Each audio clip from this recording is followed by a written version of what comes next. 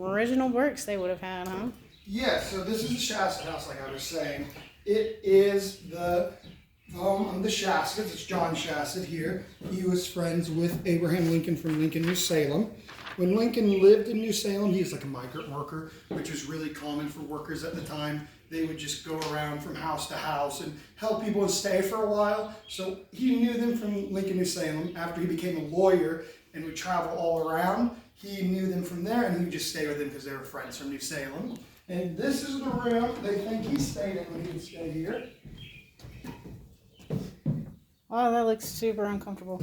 Yes. And ropes held up, and then they would have been straw or feathers and stuff in there to keep it up.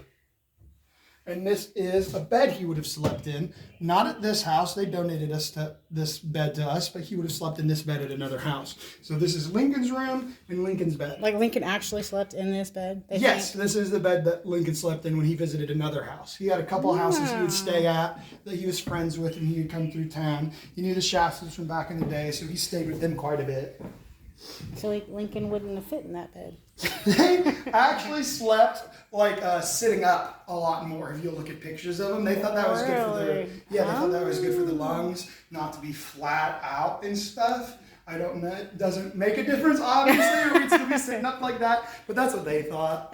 They'd sit up more in bed, kind of like, when you're sick, like and you don't earn want a stuff recliner. Yeah, exactly. Gotcha. Or when you're sick, you got a runny nose. You don't want to sleep on your back. You sleep up. That's kind of how they did. They think this is probably where the Shastids would have stayed themselves, in there. And the Shastids lived here the entire Victorian era. Queen Victoria became queen in 1837. This house was built in 1838. They lived all the way until the 1920s here, this family. Queen Victoria passes away in 1901.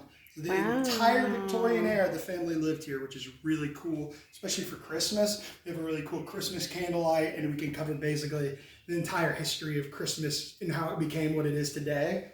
So that's really cool. I'd recommend coming back for that. These are tiny, tiny bedrooms. Yes. We're not used to that. Here, they would have cooked over the open fire for a long time. Eventually, they were in here so long, they would have had a kitchen and stuff they added on. But when Lincoln would have visited, they probably would have cooked over the open fire. And this is the where they'd keep all their grain. They'd keep their flour and stuff like that in there. Really? Mm-hmm. I didn't know that. I think this is probably the kids' room. Lincoln staying in there, them in there, with kids probably all bunking in here. Huh. Cool. Yes, and so all the original stuff is the guts of this house, are all original. So this is original.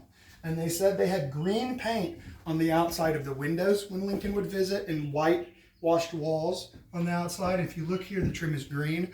So I'm guessing that's probably legitimately what Lincoln would have saw and interacted with. Yeah. Sorry. You're all good. It is green.